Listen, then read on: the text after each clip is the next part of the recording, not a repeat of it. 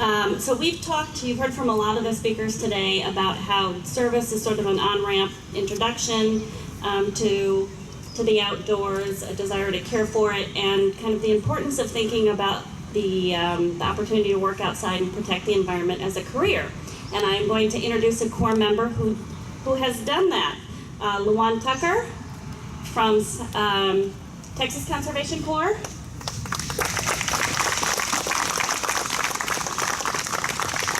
Thank you, and good morning.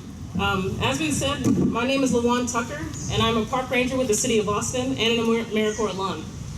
Before, I'd like to say a huge thank you to the Corps Network and to the Corporation for National and Community Service for your continued support towards national service in America. Additionally, I'd like to say thank you to you all, current and past Corps America members, who, through service, have tackled the country's most difficult challenges, from disparity, education and outreach, missed opportunities. It's through you that we're able to make such a big difference, so I thank you for that.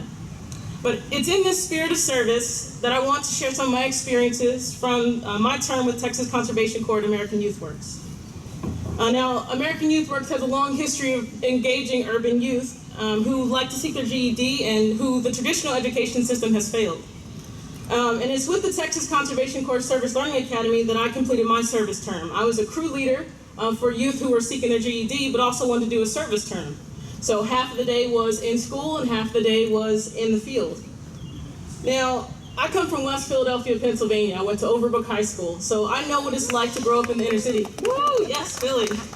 I know what it's like to grow up in the inner city. I know what it's like to see your peers choose the streets over education. And it was City Year, AmeriCorps City Year volunteers that came in, started a service learning project, and got me introduced to national service. So my students were in a similar situation that I was in. Many were on probation, many were in gangs, and some of them had their foot in the streets and their foot in American Youth Works. And it was through conservation work that they made a choice for their lives. So, as a crew leader, reintroducing myself to the community, I hoped that AmeriCorps would give me that opportunity to give back in the way that City Year volunteers had. So I had witnessed many times that urban youth exhibit discipline, initiative, goal setting, and an entrepreneurial mindset.